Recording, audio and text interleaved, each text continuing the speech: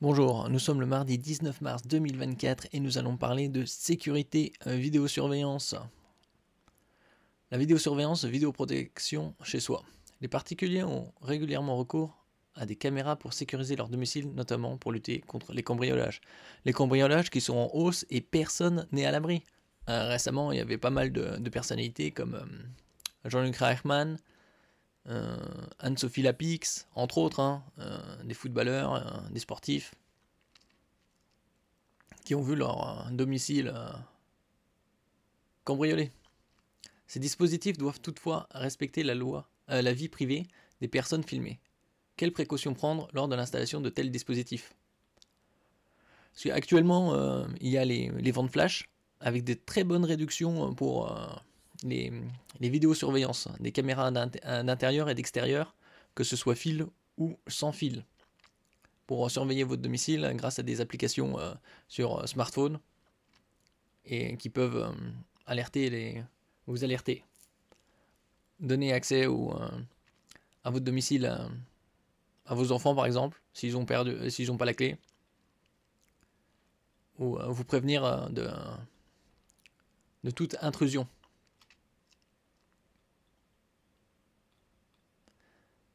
Un particulier peut installer des caméras à son domicile pour en assurer la sécurité. Ces dispositifs ne sont pas soumis aux règles de la protection des données personnelles seulement s'ils sont limités à la sphère strictement privée. Dans tous les cas, ils doivent respecter la vie privée des voisins, des visiteurs et des passants. Quelles précautions prendre lors de l'installation du dispositif? Les particuliers ne peuvent filmer que l'intérieur de leur propriété, par exemple l'intérieur de la maison ou de l'appartement, le jardin, le chemin d'accès privé. Ils n'ont pas le droit de filmer la voie publique, y compris pour assurer la sécurité de leur véhicule garé devant leur domicile. Chez un particulier, les images de sa propriété peuvent être visualisées par toute personne autorisée par le propriétaire des lieux. Attention, cependant, à ne pas porter atteinte à la vie privée des personnes filmées. Respectez le droit à l'image des membres de votre famille, de vos voisins, de vos amis et de vos invités. Si le dispositif est utilisé en dehors de la sphère strictement privée, par exemple pour que des personnes extérieures à la famille ou au cercle amical interviennent au domicile, aides-soignants, nounous, il faut informer les personnes sur l'existence des caméras et le but poursuivi. Par exemple, pour un affichage à l'entrée de la zone filmée, par une information dans le contrat passé avec l'employé de maison. Lorsque vous faites appel à une société de surveillance, par exemple, pour des levées de doute en votre absence ou pour l'enregistrement des images de vos caméras, prenez le temps de lire le contrat qui vous est proposé et de vérifier les engagements pris par la société, notamment sur la durée de conservation des images et sur ses obligations de sécurité, par exemple les conditions d'accès aux images. Oui, on peut installer des caméras dans sa propriété pour protéger l'accès à sa maison. Non, il est interdit de surveiller ainsi ses voisins. Bon. Ça, c'est le but de savoir quel périmètre d'action vos caméras que vous installerez peuvent avoir et être en règle. Le cas particulier des employés au domicile d'un particulier. Lorsqu'un particulier installe des caméras chez lui, alors qu'il emploie, directement ou non, des personnes, les caméras ne devront pas filmer les salariés en permanence pendant l'exercice de leur activité professionnelle. Quel recours? Si un dispositif installé par un particulier ne respecte pas ces règles, vous pouvez saisir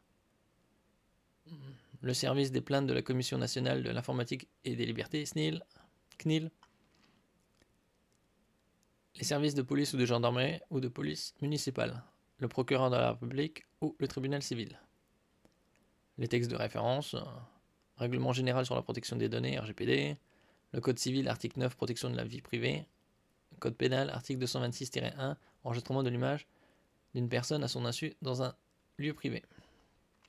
Voilà, tout ça c'est pour que vous soyez au courant si vous installez ou vous souhaitez installer des caméras de surveillance dans votre domicile pour en assurer la sécurité.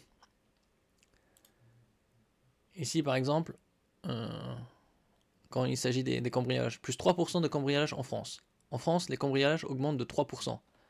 3 départements sont particulièrement concernés par cet acte de délinquance. Paris, bon, la capitale, c'est là où il y a aussi le plus d'habitants, la densité la plus forte. La Gironde et les Bouches-du-Rhône. Par exemple, à Paris, 7 habitants sur 1000 ont été cambriolés cette année. Alors ici, pareil. 7,6 cambriolages de logements. Après ça c'est l'Île-de-France. Seine-et-Marne 7,6. Essonne 5,75. Yvelines 7,6. Val d'Oise 7,6. Seine-Saint-Denis 7,6. Val-de-Marne 7,6. Haute-Seine 7,6. Ouais, c'est la même moyenne quoi. Après vous avez Bordeaux 10,25 qui est élevé. Et les Bouches-du-Rhône 10,25 également. Nombre de cambriolages pour 1000 habitants. C'est-à-dire ça fait quand même 10 de 25, c'est une personne sur un logement sur 100. Après d'autres zones sont un peu moins impactées, mais c'est en constante augmentation depuis ces dernières années. Merci pour votre écoute. N'oubliez pas de laisser un commentaire, un j'aime, de partager et de vous abonner à la chaîne. À la prochaine fois.